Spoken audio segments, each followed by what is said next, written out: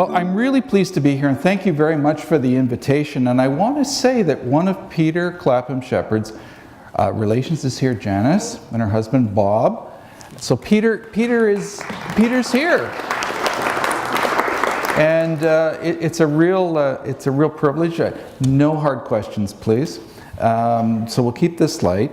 And I want to tell you, this was an interesting subject because nobody had heard of Peter Sheppard. He was one of those artists, and it's a condition that befalls a lot of artists I've known and come to admire. He's in the shadow of other artists, and that happens to, what was it, the group of 7, I think. They created a big shadow. And artists like Peter, well, as good as or better maybe, arguably, was not in the club and sort of fell off. Louis Gagliardi approached me when I was at the McMichael a few days, I think it was a few days into my job. He said, "Tom, you come and look at this." I was absolutely blown over. I was gobsmacked that there was an artist that of this quality and caliber, contemporary of the group of 7, that was relatively unknown. I thought, well, let's see what we can do to make this right. And I want to say that there's a whole generation or two of artists like Peter who deserve to be better known, might even have been members of this club. And I think we've turned a page in Canadian art history where we can actually look at these artists critically and put them in the right context and look at their work in a way that I think will enliven them. We can broaden our understanding of our nation's cultural history. The other thing Peter did is he didn't write a diary. He didn't keep his letters.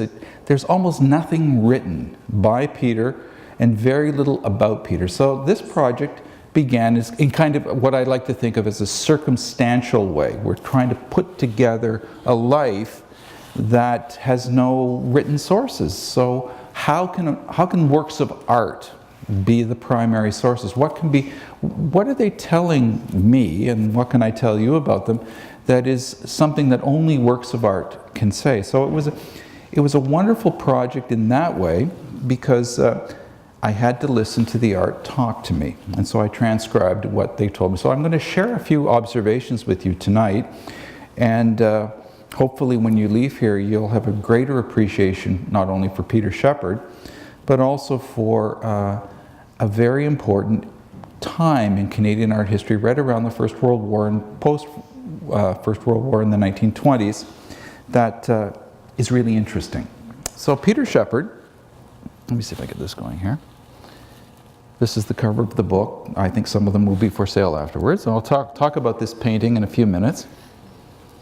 This is Peter, right around 1929-30, really at the height of his powers. And you can see some of the paintings I'll speak about as we're going through. And rather dashing fellow. He had kept himself fit. Trying to find his birth date. That was a very interesting thing because Peter says he was born in 1882 or 1883. He was born in 1879. So all through his life, he was actually 3 years older or 2 years older than he said he was. And I kept scratching my head and said, well, why is this? Well, he was a rugby player. And he got to play on the team. And he was a little bit older, but that's just a beside. He was an artist who was a painter and a draftsman. Let's see what we've got here. Here he is, another photograph of him, about 1930 again. Was not a member of this club, so that the archives here hold nothing that could tell us anything substantive about him. If we go back to our understanding of Canadian art, the only way, and it maybe continues to some extent today, an artist in about 1910, 1915 could make a living as a fine artist was to be a commercial artist. Peter spanned those two realities of a living artist in Canada. He was both a commercial artist and, from what I understand, one of the go-to illustrators for some of the printing companies, and he was a fine artist, so earned his living. His day job was at Rolfe Clark Stone or Barclay Clark, one of those great lithography firms and printing firms in Toronto, not too far from where we're standing. And these are some of his commercial illustrations.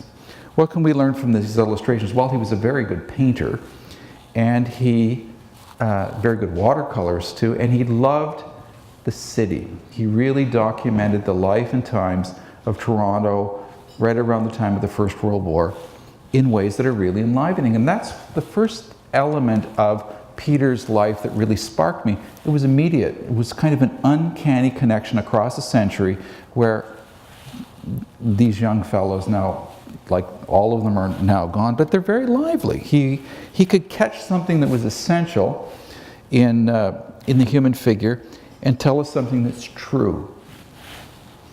Here's another one here. They're grabbing tadpoles out of the Don River or something, when you could actually get tadpoles out of the Don River and not get boils or whatever you get now. But very engaging, and as you go through, you'll see more and more of this. He was the guy who was on the edges of the park or on the edges of, you would see him in the Eaton Center now on the edge just sketching people. He was an observer, and he liked to see himself in that way. He was disengaged, and he watched things, he observed things. And for those of you who are artists, you know that there's a special technique or a special frame of mind and a special way of observing the world that gets you. This is where he was born. This is called 5 o'clock in 1911 on a Toronto street. This is Beverly Street, not far from here. He was born and raised in this kind of Toronto when it was actually pretty.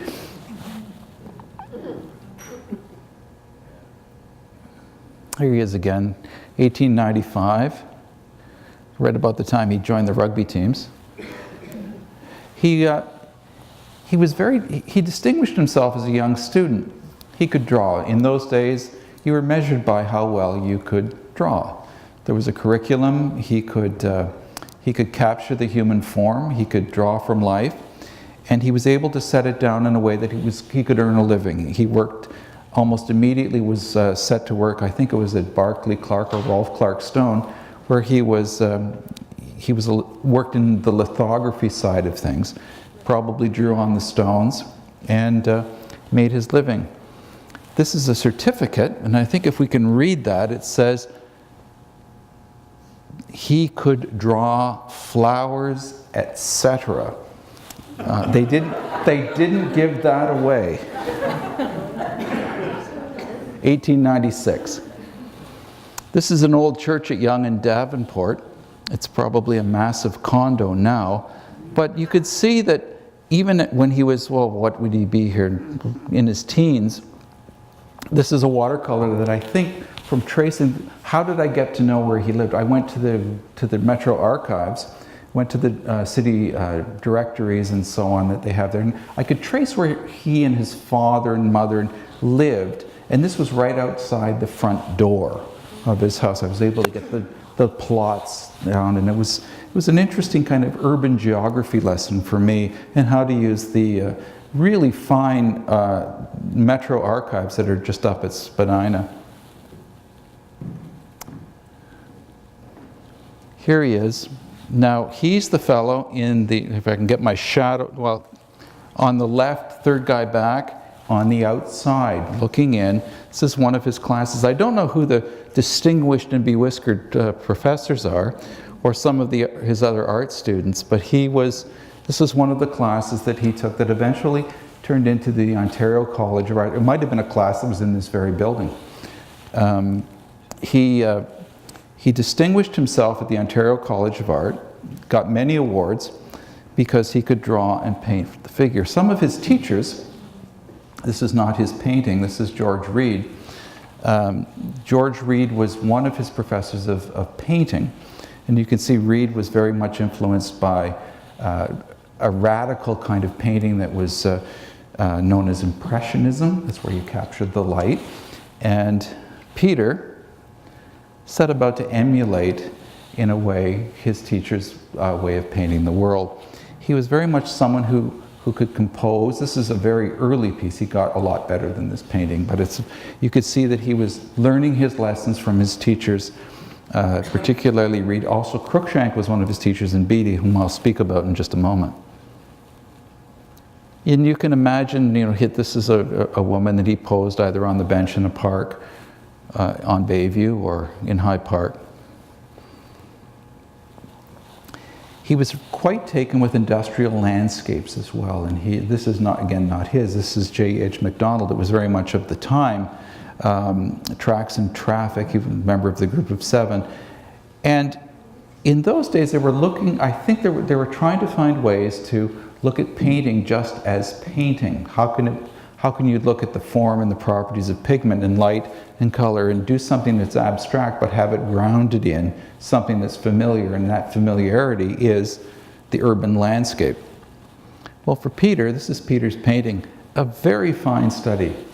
The archive that Louis Gagliardi is the curator of, and congratulations, it's a wonderful project that you have, Louis, to look after this fine collection. These beautiful pochades in his sketchbooks are beautifully preserved, and in them you can see gems like this where they're painterly, and as I was telling Louis, they're not so much paintings of this water tower, but the subject matter is an armature for him to explore, in a way, abstraction, or how do you express a mood or a mode that is about the paint.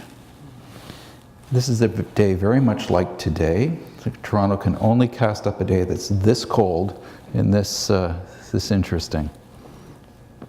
But it can also cast up days like this where more the idea of tonalism. He was looking at how close hues, close colors, close tones, and these beautiful scenes of the beaches, and people taking in the afternoon and enjoying the sunshine. Lovely little sketches. So he would just go out, and you could imagine him just at the edge, sitting on a bench, watching people enjoying the city and enjoying the landscape of the city. But as I say, he could draw. These are some of his figure studies when he was at the Ontario College of Art, and they don't get too much better than this kind of gestural drawing that shows mass and tone. And he's able to show this kind of lassitude of the model and convey the sense of energy and animism, and also give you a fairly convincing portrait of a human being. This is not just a model, this is someone who stood in a place, in a time. And one of his teachers was J.W. Beatty. And they were lifelong friends. This is one of the, when Louis showed me this painting, I was absolutely amazed at how beautiful this subject matter is. Again, it's about an 8 by 10 sheet where he is able to capture this wonderfully beautiful costumed model and to show how the paint can convey the liveliness and spirit and gesture of this model in a way that is more than just an academic study, but there's poetry in it. I like to think of it when you're at the conservatory and you're taking your piano lessons and you're clunking away on your A major scale. He would clunk away on an A major scale and make it musical. And this is an example of that. He could take a costume study like this and make it so beautifully musical and artistic. Same with this costume model study as well.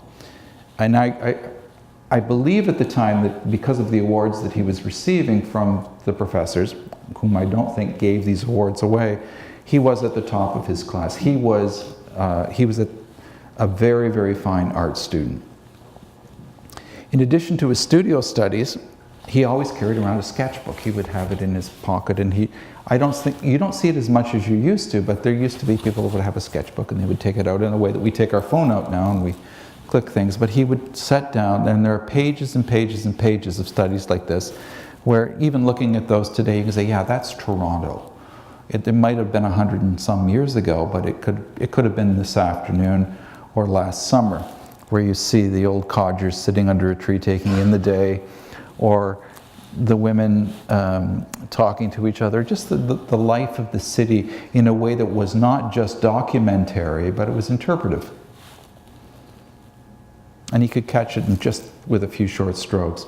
This was a technique that was taught to artists of his generation, particularly those working in the graphic industry or working in the newspaper industry, because before cameras, someone like the reporter had to go to the site and be able to sketch without looking at the paper. I think if any of you have taken those types of courses, the study is not to look at the paper, but draw as you're looking out.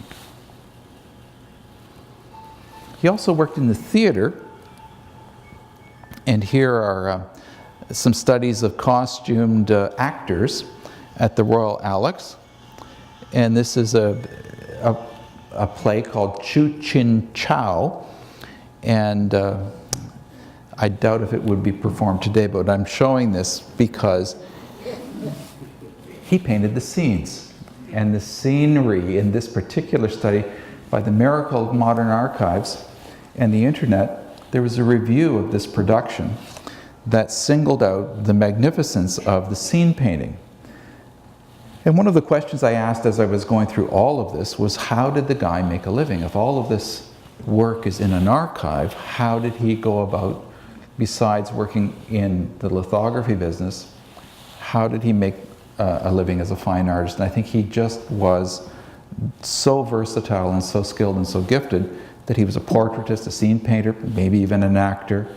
And he worked in the lithography business, and also made these wonderful paintings like this. This is the Bloor Street Viaduct as it was being constructed right around the time of the First World War. This is Pier D. Which one's Pier D? I think it's in the ravine somewhere. But this is what was going on. It's a fabulous painting. It's an oversized, about how big is it? 6 feet. It's about 6 feet high. Painted right at the height of the First World War, 1916-ish. And to my mind, really one of the finest and iconic paintings that was made in Canada at the time. At the same time, remember, there was the artists, the group of 7 were up looking for icons, iconic paintings in the wilderness, and the Jack Pine was painted just about this time as well. Well, I think that this has the same kind of presence as the Jack Pine, interpreting a nation coming to terms with its identity and becoming what it always wanted to be, an autonomous nation, but also being forged out of war and desperate times. This is a very positive painting. I think the infrastructure project at the time was certainly one of the most ambitious in Canadian terms, short of building a railroad from coast to coast. But this was an incredibly audacious and ambitious project, and I think it's all captured in the kind of work that you see here, Peter's work. Again, by the miracle of the archives, the Metro Toronto Archives, a fabulous resource that this city has. There's a photograph, almost from the very same place that Peter, and I think almost at the very same time, that Peter Sheppard was in the ravine. And also at the same time, there was a young artist named Thompson in the ravine as well, painting one of the workers' shacks. That was one of the surprises of going through this. You can see here. Let's do that again. I want to thank George Walker for bringing this in. I have no idea how to do this, but George put this together for me. He could paint these studies. This is, again, a small study on panel, a little cedar panel that he kept in his sketch box, and many artists were taking those into the wilderness, but he took them into the Rosedale Valley to paint, again, a scene, a study of one of the piers being built. And what do you see here? I don't see necessarily a document, but I see an artist coming to terms with how do you express purely painterly ideas, color, light, line, space, texture, time, form, in a way that approaches abstraction. It's really kind of a modernist or a modern sensibility, a little bit ahead of its time, but he couldn't entirely give away the armature of something recognizable in the landscape. But it's a remarkably composed, expressive, energetic, and balanced subject matter, or composition, excuse me. He was a member of the societies, and the 1919 Ontario Society of Artists Hanging Committee I believe he even exhibited in this, and these were tough guys. If you submitted work to this juried exhibition, you had none other than Lauren Harris holding your painting up, and Franz Johnson in the venerable Wiley Greer looking at it and saying, "Volley verso or not." And Wiley Greer is studying this one very, very carefully. But Sheppard got into these. He was a society guy and did extremely well. He was exhibited in their annual exhibitions, RCA, OSA, all the way through the late teens and into the 20s, 30s, actually for his entire career. Made the societies as distinguished as they were in the early days and saw them through as they transformed into modernism in the 40s and 50s. This is a very interesting painting. I like to think of Robertson Davies. His spirit is really behind this. This is a circus coming to town in Toronto. In Toronto, that used to happen. I think it was down where the C&E grounds are now. An interesting compositional device that he developed beyond sort of this impressionist mode of showing color and form to express emotion and these dark tonalities. He divided his composition into two registers, an upper and a lower register. The upper register is the city, the lower register is what really happens in the city. It's a place where people live, it's a place where people work, it's a place where people make a living, and then the gods on Parnassus really make the money. He painted the CNE. This is a lovely little painting again. He exhibited at the CNE when the exhibitions there were actually meant something and you really wanted to try to get into them, and it helped you form your professional identity. And looking at this carefully, Luce and I were looking at it one day saying, why is this so beautiful? It's a wedding. There's a bride and groom in the foreground, really set down almost as these impressionist daubs of paint. A lovely, beautiful canvas, or panel, excuse me, that is more abstract than it is naturalistic or figurative. I've been talking about this dependency that he had on subject matter, recognizable subject matter. You can see it here, but I think at this time he was really struggling to become an abstract painter. And if he had been born if he'd fudged the dates, and put himself maybe a generation ahead, he would have been an early abstractionist. Take a look at those smokestacks and look at the way he just blows it away with color and tone and hue in ways that are just absolutely magical. And I think a little bit ahead of the curve for his generation of painters. But he had to keep the railroad there. It couldn't have happened without that subject matter. Well, as Canadian art was looking more in the early 1920s, more toward the north to find utopian ideas or utopian ideals, or to use as subject matter, I think Peter Sheppard was looking down south. He was looking at the New York School, the Ashcan School, the Eight, and John Sloan, for example, to say, well, look, it's really about the people. It's about how they make the city or make the urban landscape dynamic and really engaging.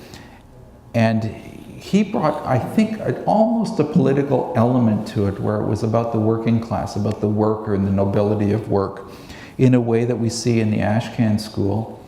Robert Henry, you can see on the lower left, Everett Shin, and Bellows.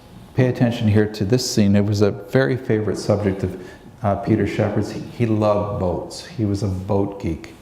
And there are paintings of boats, all kinds of them, canoes all the way up to freighters, that fascinated him in a way that he must have been looking at the work of Bellows and the New York painters. And there's a gorgeous sketch. I just wanted to put this in as just a moment.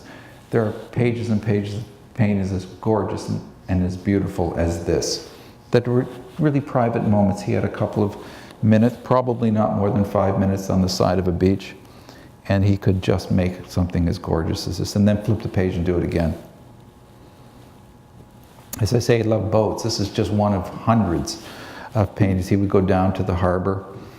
Here, he went to Montreal, he went to New York City, and he'd always find himself down painting these portraits of freighters in ways that show a real kind of love.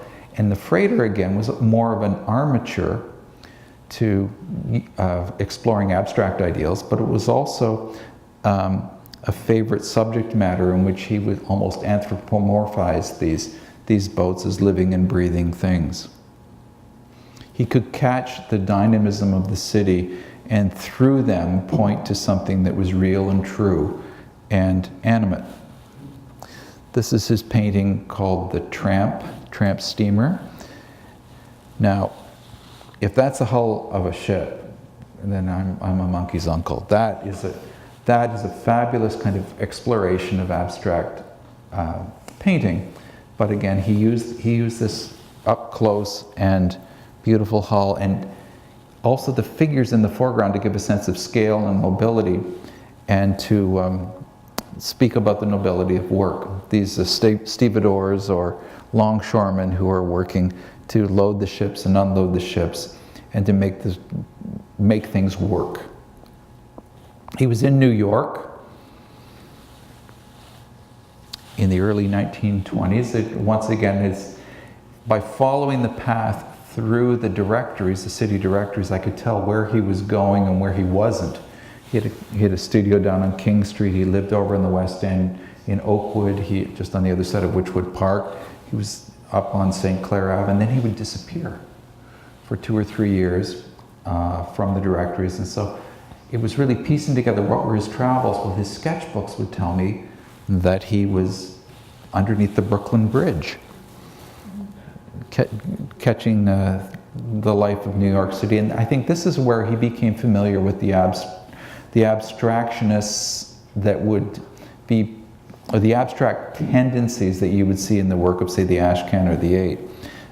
He would look closely at a bellows painting and would see how beautifully he handled a brush and the color.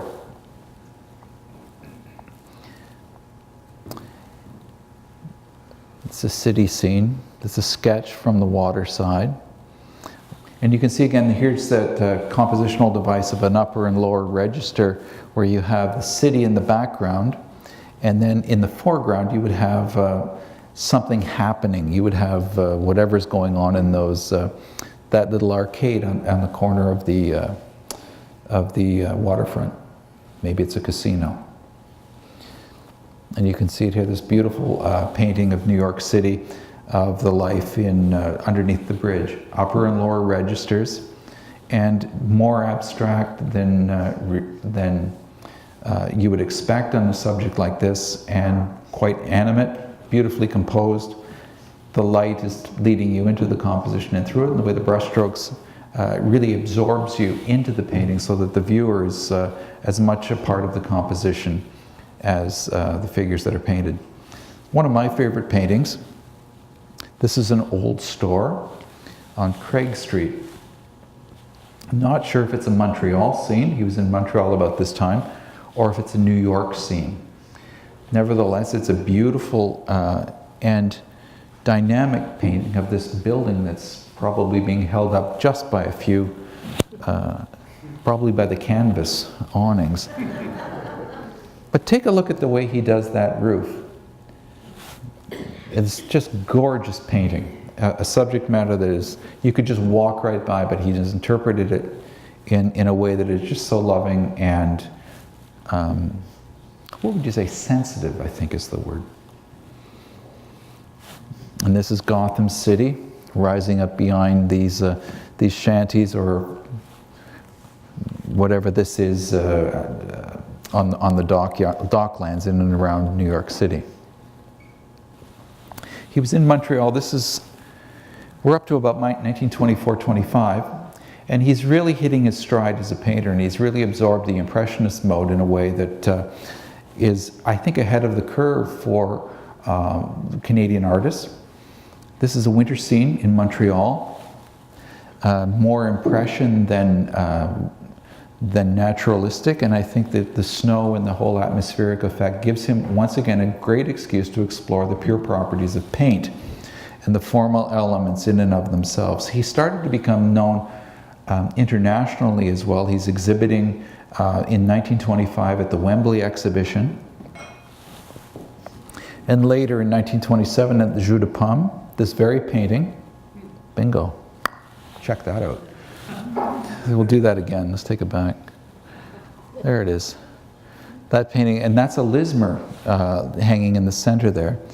And he's holding his own against that, on that wall. He's really at the height of his powers here as a painter, and absorbing some of the most radical modes in art at the time. And one of the more advanced painters, I think, at the time. But right now, the group of seven is really, it is all-consuming in the Canadian consciousness and art history. But not for Peter. He's in Montreal and he's painting cab stands that are very human, very beautifully drawn. You can see the composition, and you can see the way the thousands and thousands and thousands of hours of figure painting that he was able to accomplish as a student is coming through in the way that he captures the form of the horse, the taxi itself. And then there's an interesting conversation between the bronze sculpture in behind there, the heroic equestrian sculpture, and these, what do you call them, working horses that would pull these sleighs around, or these taxis around.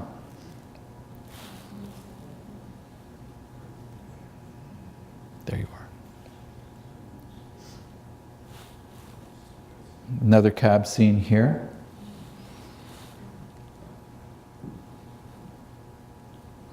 And once again, check out the lovely kind of arrangement of colors in the background that tell you that this guy was a closeted abstractionist.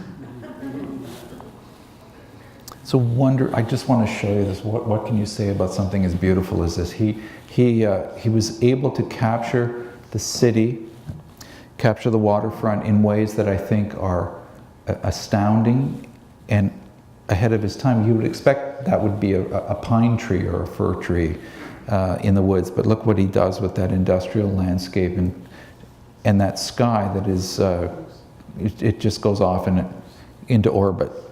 And more, I'll just keep showing you a few more sketches here. There are hundreds of sketches like this in the archive. There's a kind of musical cadence to this, the way the horizontal lines move up and down as if they were staves in a musical composition. The rhythms are extraordinary, and it is almost early proto-abstraction in Canadian art. But he could also capture these are the bluffs out in Scarborough, and a typical northern landscape that could have been just a mash of lines and tones and colors, but he's able to organize that chaos and movement in a way that is dynamic and really revolves around a central point. It kind of spins out from that white that you see almost at the center of the composition, as if it's the hub of a wheel. He loved circuses. This is the Christie Pits, the fair at the Christie Pits. It's a beautiful portrait of the city. This is kind of emblematic Toronto around, say 1930. Another view. You could write a whole novel about this painting. Peter was also able to capture kind of a city in flux. There are a number of paintings that he did around when there was some urban renewal where the city hall is now. Some streets were changed directions, and whole neighborhoods were torn down.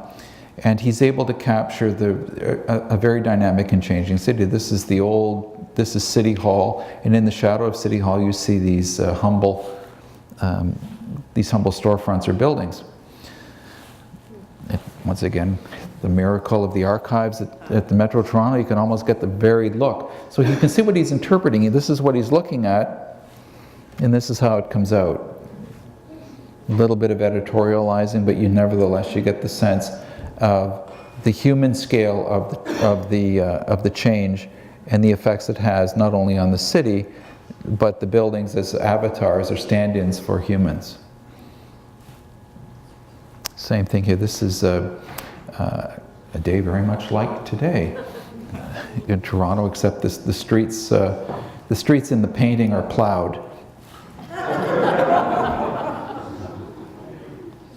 There are these figures in the foreground where he lets the viewer place their imaginations. You can transpose yourself. You can enter this composition not only in the way that he's opened the foreground in this kind of theatrical way, but you can place yourselves in these shadow figures in the foreground and actually live in these paintings. And that is, I think, one of the uncanny and remarkable things of painting, and an artist of his caliber is able to give you something that you can do some time traveling in.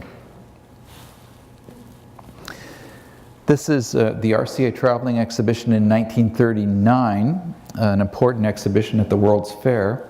And there in the middle bing, is one of Peter's later paintings in 1939. He's in his late 50s at this time. And I like to see this as kind of a portrait of the artist, as a steady hand. He's part of the societies. The winds of change are moving a little bit past him, but he's able to stand firm and be strong. He is almost this boat. Once again, if you can look at the book or see the archives, the boat seems to be a stand-in for himself, or as a metaphor of his identity. He was a teacher. And this is a painting. This is the best we could do. We found this by an artist named James Tate. And if anybody knows where any more of his paintings are, that would be really important. Let Lewis know. Because in the background, that's Peter Sheppard painting. James Tate was not only a studio mate of his, but I believe a student. And you can see he always had that coat on. And toward the end of his life, one of his students, Bernice, befriended him and looked after him and went out sketching with him. And after Peter became too old to paint or too infirm, she made sure that he was in a home, that he was looked after. And then following his passing, was able to look after the archive in a way that was very respectful and very loving. And then Lewis picks up the story from there. He was able to acquire it from Bernice, and it's in such good shape today because of not only Bernice, but because of the work that Lewis has done over the years. And this, I just want to show you one of Bernice's paintings. This is probably very near where the McMichael Canadian Art Collection is, in Woodbridge. Used to be way outside of the city, and now it's just a little suburb. Here's Peter with his sketchbook. It's on the edge of a park, maybe, just watching, setting things down as he sees them, with his trusty dog Spot at his side. Or Schnooksy, I don't know what the name of that. There you are, Peter Sheppard.